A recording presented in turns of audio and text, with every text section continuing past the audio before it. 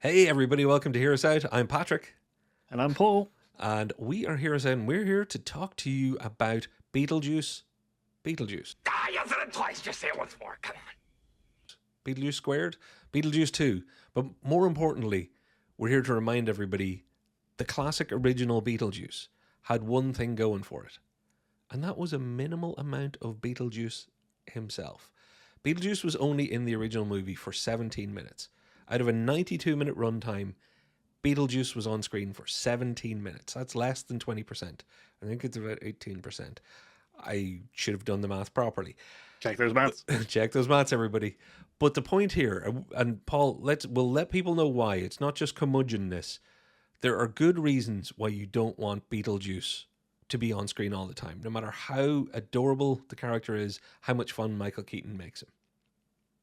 Yeah, like it's very important that we go through this kind of thing. It's not just a too much. We don't like Beetlejuice or something like that. Love It's Beetlejuice. all we love him, but it's all character and plot very important to the actual movie that we're going to see.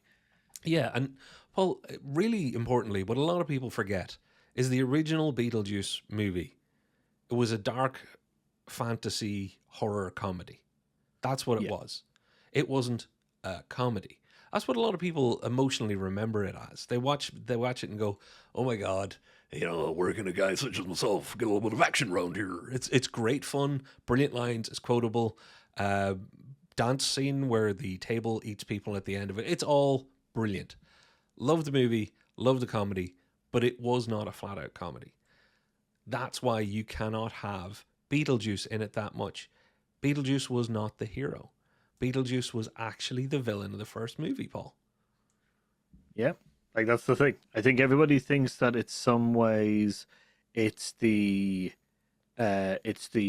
seance kind of like paranormal friend of the mother or something like that, but it's not. It is just deep down Beetlejuice. He was trying to marry someone, planning to kill them, and then jump into the real world. Yeah, Uh, Beetlejuice was the bad guy, not the yep. protagonist. That's it. And weirdly, the thing that kind of confuses it all is that while not being the main person and having your name on the film, so Beetlejuice is the title, yet he isn't actually the protagonist. He was also the comic relief in a movie that is remembered as a comedy, even though it's not. Now, all credit to Michael Keaton.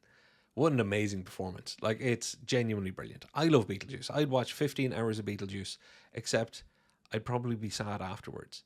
And that's the danger here. If you have your comic relief on screen a lot and being wacky all the time, wacky gets boring very quickly.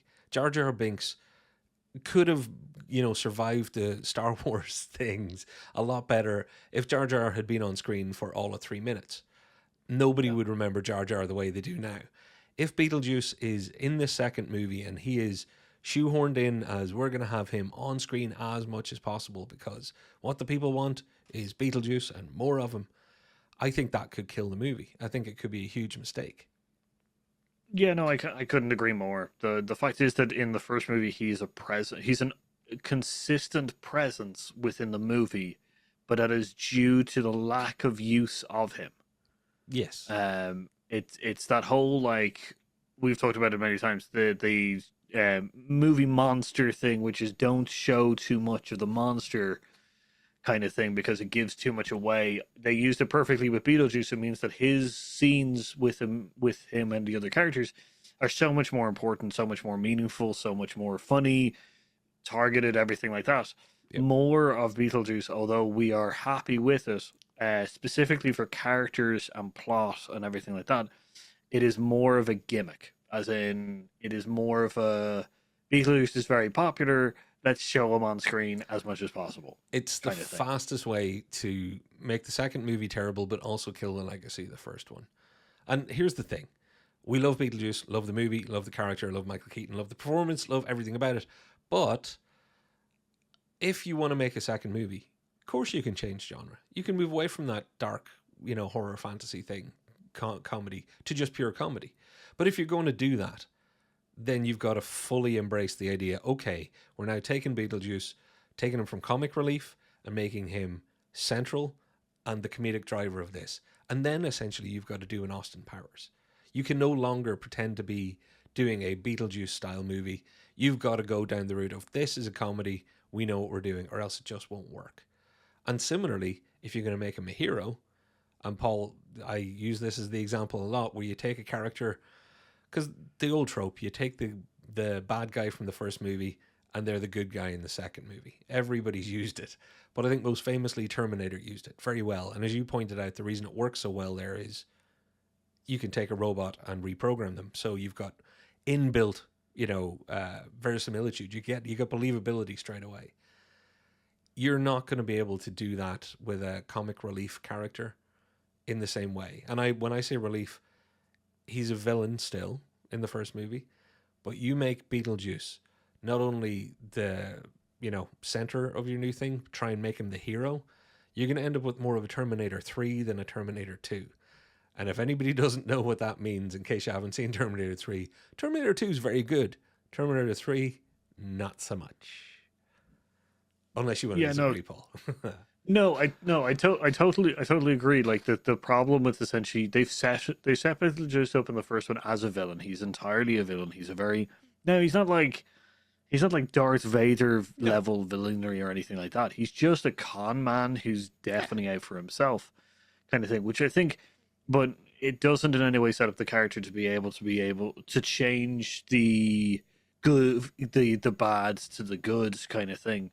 So like, it's going to be there's a lot of like building up that they'll have to do within the plot for reasons that now Beetlejuice is the good guy and not the con man who is definitely trying to kill someone, kind of thing. So it's a bit of a difficult. It's for character and plot. It's a very difficult thing because you need to make it believable for the audience in both ways. Because Beetlejuice 1 is going to be watched a lot before this movie is out, which means that people are going to see what Beetlejuice was like in the 90s. That's true, actually. And now they're going to move into modern day, and they're going to if they like Micheal Keaton is going to hit the tone of Beetlejuice off the cuff, no problems at all. The problem is if that vehicle to get him to where we think he's going is not strong enough, that's automatically going to be a bad thing we're going to we'll enjoy the character. There'll be a lot of clipped moments within for YouTube and TikTok and and Instagram and everything like that. But the movie will be trash if it's not done correct. And that's it. So Paul, essentially, he was in the first one for 17 minutes. I know he's going to be in the second one a lot more, but I just hope that they understood the character and didn't make the assumption that, everybody loves him, let's just use him loads, without doing all the hard work that you've talked about and what we've just covered. Yeah. I'm still positive and I'm still looking forward to it. The nostalgia mining is a bit of a worry. That's my concern right now is we never asked for another Beetlejuice and now we're getting it. And yeah, well, look, I can always have more Micheal Keaton in my life.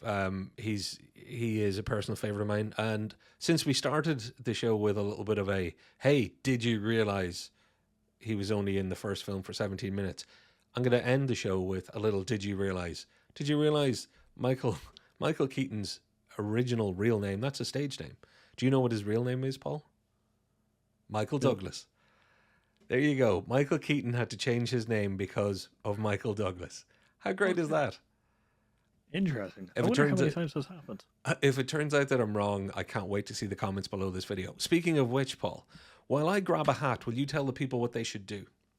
Yeah, so like, subscribe, ring that notification bell, do all the normal YouTube stuff, which is, there you go. Patrick's wearing the old subscribe hat, which is comment down below what you think. If you're a big fan of the original Beetlejuice movie, let us know what you think of essentially, not even a review of the second movie, just let us know what your thoughts of them doing a second movie. I think that'll be a good kind of thing. And then, of course, subscribe.